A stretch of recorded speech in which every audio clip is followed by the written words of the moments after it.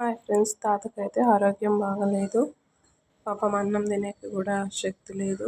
కేవలం జ్యూస్, పాలు ఇలాంటివి మాత్రమే తింటున్నాడు ఫ్రెండ్స్. మేము పాప అయితే తాత కోసమని జ్యూస్ తీస్తుంది. చిన్నపిల్లలకి ఇలాంటివి ఇప్పుడిప్పుడు పెద్దల గురించి కొంచెం వాళ్ళకు కూడా ఇంట్లో ఉన్నప్పుడు ఇలాంటి పనులు పెడితే పెద్దవాళ్ళ విలువ తెలుస్తుంది ఫ్రెండ్స్. మా తాత అట్లా మంచం మీద ఉంటే మాకు చూసే చాలా కష్టంగా ఉంది. తను చాలా చాలా కష్టపడిన వ్యక్తి.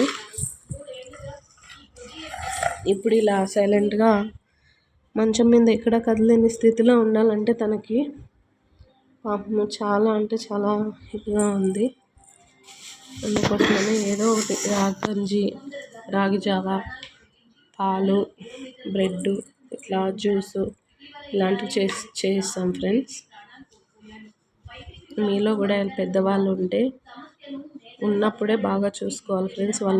వాళ్ళు వెళ్ళిపోయిన తర్వాత అరే మనం చూసుకుంటే బాగుండు, చూసుకుంటే బాగా చూసుకుంటే ఇంకొన్ని రోజులు ఉంటానేమో అని మనం ఎప్పుడు అనుకునే ఇది మనకు రాకూడదు.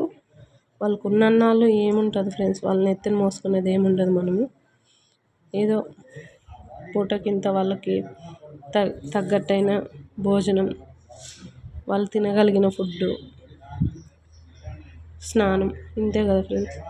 వాళ్ళని మన కోసమే కదా వాళ్ళు కష్టపడి ఉంటారు. వాళ్ళు లేనిదే మనకి ఏది వచ్చిండదు కదా. అందుకే ఎవరైనా సరే ఇంట్లో పెద్దవాళ్ళు ఉంటే గౌరవంగా చూసుకోండి ఫ్రెండ్స్, మంచిగా చూసుకోండి. అది మన బాధ్యత ఫ్రెండ్స్.